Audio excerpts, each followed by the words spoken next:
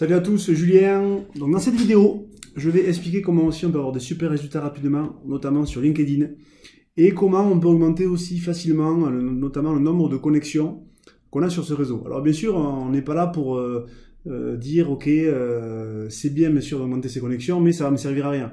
Le but après d'avoir bien sûr un panel plus important et un réseau plus important de connexions sur LinkedIn, c'est aussi bien sûr une visibilité plus importante. Pourquoi?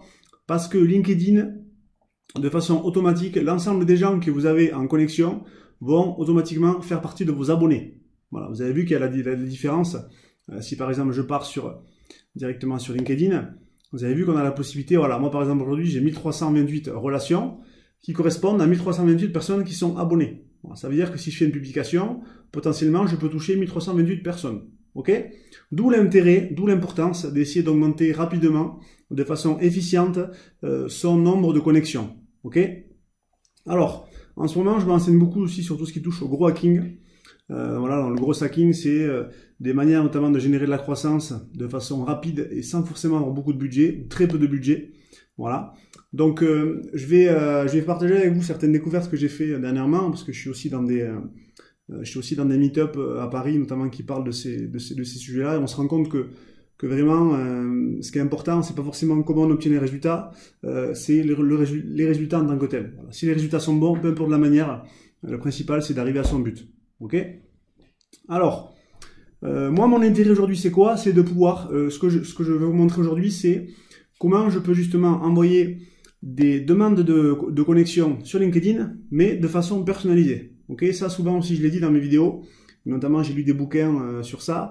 N'envoyez pas forcément des demandes en connexion de façon automatique. Pourquoi? Parce que ça manque de personnalisation et on peut être considéré comme ça peut être considéré comme une activité un petit peu robot, d'accord? Donc les gens qui vous suivent peuvent avoir moins envie justement de valider la mise en relation. Ok?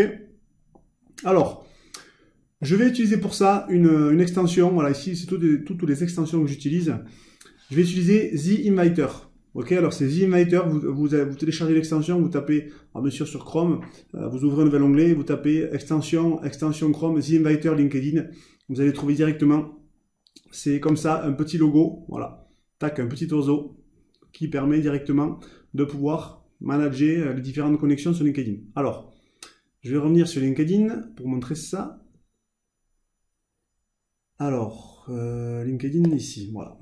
Alors, maintenant, moi, ce qui m'intéresse, c'est de pouvoir segmenter, c'est-à-dire de pouvoir me dire, je veux ajouter des personnes dans tel ou tel secteur, ou je veux ajouter des personnes qui ont tel ou tel poste de travail, par exemple. D'accord? Alors, je vais mettre ici, moi, on va dire que je veux toucher des DRH. Ok? Donc, c'est mon objectif, on va dire que je veux toucher des DRH. Pas forcément entrer dans la réalité, mais c'est pour l'exemple. Donc, je fais DRH, je fais entrée, ici. Ok? Et là, maintenant, je vais me cliquer sur personne. Ok? Ok. Alors là, maintenant, vous avez vu, ça aussi, il y a peu de gens qui l'utilisent. Voilà, LinkedIn, c'est vrai que c'est un réseau il n'y a pas forcément beaucoup de gens qui sont très très actifs dessus, mais on peut s'en servir pour faire notamment beaucoup d'acquisitions et beaucoup d'acquisitions de prospects qualifiés. Ok? Moi maintenant, je vais me servir ici de ce filtre. Vous avez vu, filtrer les personnes par. Alors, je ne vais pas vous conseiller de faire première relation, parce que vous n'allez pas forcément en trouver beaucoup. On va ouvrir, on va mettre deuxième relation, deuxième cercle. Ok?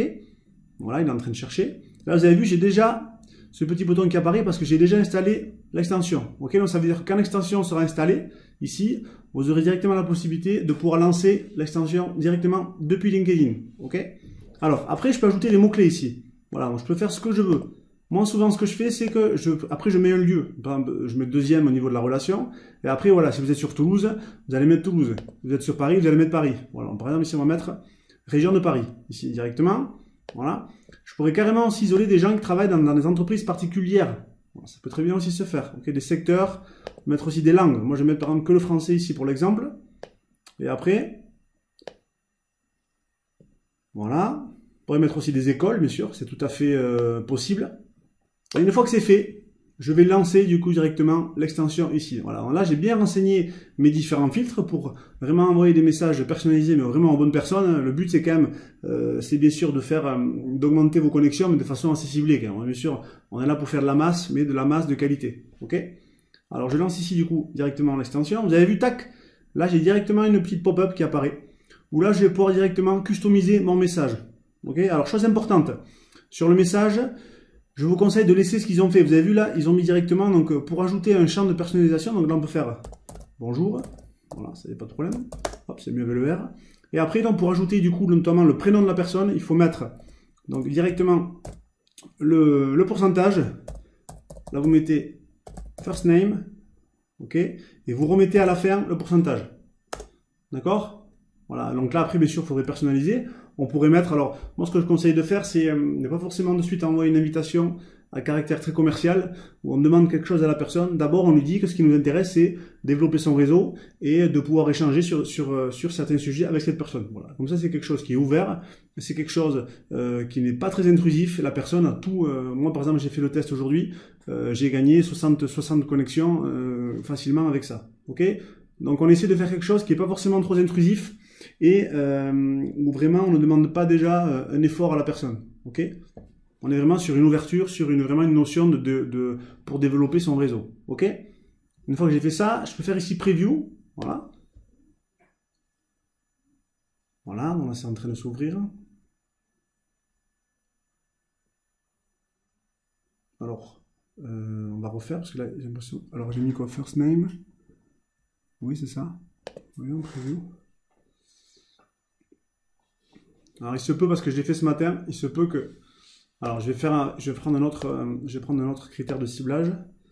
Je vais changer. On va mettre ici. On va mettre communication. Voilà. On va mettre personne.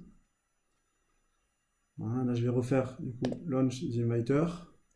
Tac, on va faire preview.